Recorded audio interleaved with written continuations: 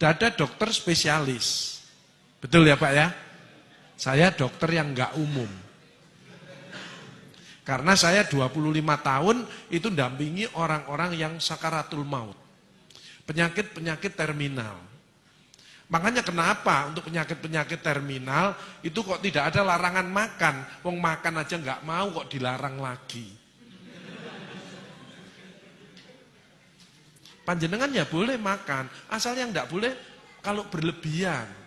Kata Rasulullah, makan pada waktu lapar, berhenti sebelum kenyang. Sumu tasihu, berpuasalah niscaya akan sehat. Kalau diimbangi puasa, bisa juga menahan hawa nafsu, sebab dari emosi.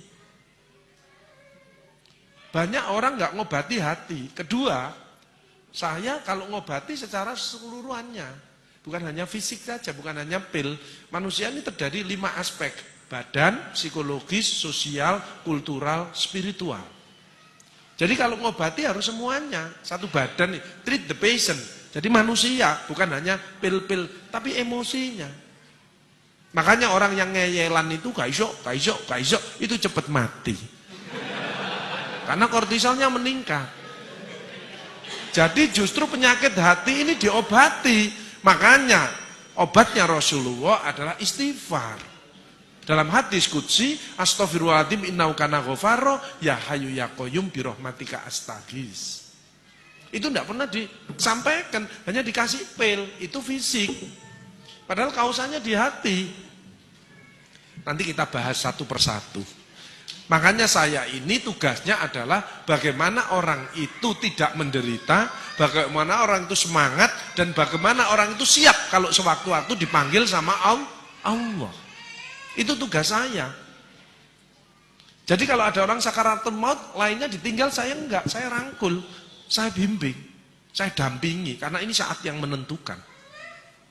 Itu bedanya, ya. Jadi saya di bagian penyakit terminal, sehingga saya kalau melihat orang sudah tahu, orang ini masih takut sama istrinya, kelihatan. Ya, orang ini masih banyak utang, itu kelihatan. Kalau yang hadir di tempat ini wajahnya, ini wajah surgawi. Orang-orang yang ikhlas. Orang-orang yang penuh syukur. Orang bersyukur itu mesti daya tahan tubuhnya meningkat, nggak gampang sakit. Alhamdulillah. Kelihatannya sepele. Kalau mengucapkan alhamdulillah, keluar hormon kebahagiaan. Daya tahan tubuhnya meningkat. Dan orang itu kalau bersyukur mesti bibirnya lebar. Ya apa kabare Pak? Alhamdulillah. Jadi kalau ada orang bibirnya kecil, orang ini mungkin bermasalah. Karena mengeluh terus, gak ada orang, ya apa kabare? Alhamdulillah. Gak ada. Bibir kecil mesti, loh ya mesti ngono, mesti. Cabut deh. Lain syakartum la azidanakum wa la in kafartum in adzabil syadid. Kalau kamu bersyukur tak tambah. Kalau kamu mengeluh, maka amat pedih siksaku. Jadi orang yang hidupnya tidak enak, mungkin sering mengeluh. Dan memang disebutkan Quran surat Al-Ma'arij, innal insana khuliqa halu'a. Sungguh manusia diciptakan banyak mengeluh. Makanya kalau pengen sehat jangan ngomong wah, aduh. Alhamdulillah. Kalau ada sesuatu nggak enak itu dari diri kita, bukan dari orang lain. In asantum le anfusikum wa in asantum falaha. Barang siapa berbuat baik, kebaikan untuk dirimu sendiri. Kalau berbuat jahat, kejahatan itu untuk dirimu sendiri. Hal jazaul ihsani ilal ihsan. Tidak ada balasan kebaikan selain kebaikan itu pula.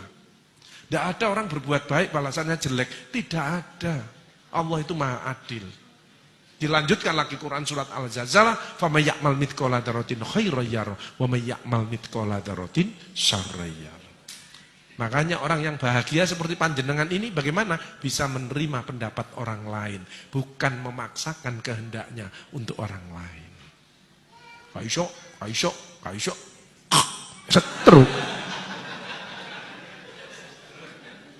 Kortisol yang keluar, ini bahaya. Makanya hati kita harus dibersihkan dulu dari penyakit hati. AIDS, angkuh, iri, dengki, sombong. Itu harus didetox. Bagaimana bisa bahagia kalau masih punya iri hati ini dan lain? Apa sih artinya takwa? Alladzina yunfikuna fis-sarra'i wad-dharra. Dia peduli.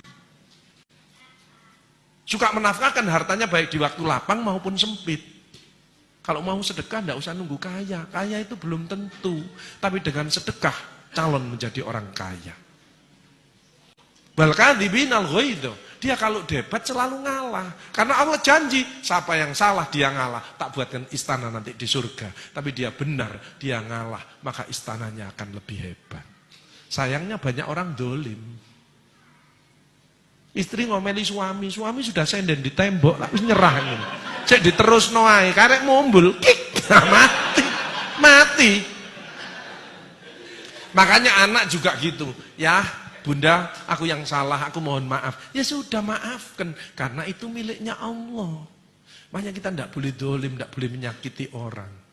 Kalau kita menyakiti orang, badan kita terasa tidak enak. Kenapa? Karena keluar hormon negatif. Coba panjenengan sedekah, senyum dengan orang, keluar hormon positif. Tidak ada penyakit datang. Dotok dulu, AIDS ini. Dengan apa? Istighfar tadi. Istighfar itu menggembirakan Allah, dicintai Allah, tambahi rezekinya, dijauhkan dari neraka. Dan yang penting, kalau istighfar itu, setan putus asa. Sayangnya di Indonesia kan sudah tidak ada setan, karena manusianya sudah disetan kabeh. Ya. Bagaimana bahagia? Panjenengan sehat, insya Allah ya sehat. Sehat itu kadang-kadang dilihat jasmani rohani. Betul nggih? Badan stres. Padahal ada 8. Sehat fisik, panjenengan bisa ke sini. Alhamdulillah. Coba panas badan. Awake panas greges, enggak mungkin ke sini. Apalagi mencret, enggak mungkin wong gini. Ana pengajian nang masjid, rumah sakit Karimah Utama gak iso aku, gak iso. Mencret kok. Kan ringan mencret, wong klepnya ndak bisa nutup. Kan ndak kelihatan. Beda kalau saya di bagian kanker, payudara kelihatan, mata, tangan kelihatan. Ini hanya mencret. Alhamdulillah. Sebutkan supaya keluar hormon kebahagiaan. Kadang-kadang orang ndak punya duit itu kenapa sih? Dia pelit, hitung-hitungan sama Allah. Dan Allah tidak hitung-hitungan dengan kita. Wa in ta'udzu nikmatallahi la tuhsuha. Barang siapa akan menghitung nikmatku tidak akan mampu. Kok bisa Pak Agus? Pasien saya rata-rata pakai oksigen. Wong terminal. Pakai oksigen. Satu oksigen ini bayar 1,5 juta. Kalau isinya habis, isinya tok 300.000. Jadi satu tabung 1.800.000. Ini habis setengah hari. Jadi satu hari 2 tabung, 3.600.000 hanya untuk oksigen. Belum infus, belum obat, belum dokternya dan lain sebagainya. Kita tidak pernah dibayar, tidak pernah bayar. Coba seandainya nanti kita panjenengan undur di rumah terus besok pagi ada tamu tok tok tok, assalamualaikum, waalaikumsalam warahmatullahi wabarakatuh. Saya utusan dari Allah ingin narik rekening berapa liter oksigen yang panjenengan hirup mulai lahir sampai sekarang. Oksigen tok, tidak usah anak, tidak usah rumah, tidak usah sepeda motor, tidak usah mobil, tidak usah tanah. Oksigen yang panjenengan hirup ditagih sama Allah. Panjenengan jawab. Panjenengan gini paling blek mati ya. Gitu kok kadang-kadang jahat sama istrinya, gitu kok kadang-kadang tidak mau baik dengan putra-putrinya, gitu kok kadang-kadang tidak nyaman sama tetangganya. Yuk kita rubah. Yuk kita istighfar 3 kali yuk. Astagfirullahaladzim, astagfirullahaladzim, astagfirullahaladzim. Ampuni ya Allah, ampuni ya Allah. Makanya Rasulullah itu manusia yang sudah dijamin masuk surga, tidak lepas dari istighfar 100 kali satu hari. Apalagi kita yang penuh dengan dosa. Alhamdulillah ditambah astagfirullah, ditolong sama Allah. Apa yang sulit? Tidak ada yang sulit dalam hidup. Yang sulit adalah dari dirinya sendiri, dari hatinya, dari pikirannya, dari ucapannya, dari perilakunya. Yuk jamaah semua kita keluarkan the power of heart. Hati yang selalu ingat kepada Allah. Hati yang selalu bersyukur kepada Allah. The power of mind. Pikiran selalu positif. Tidak pernah berisi yang negatif-negatif. Kemarin ada orang mau makan sate, pikirannya negatif. Satenya dipegang terus ngomongnya gini, ya apa enggak kolesterolku. Jadi satenya utuh, kolesterolnya naik. Nah pikirannya negatif kok, keluar hormon negatif. Betul? Coba ngomongnya gini, ya Allah tambahi kesehatanku dengan sate ini dan buang semua penyakit yang ada di tubuhku dengan sate ini.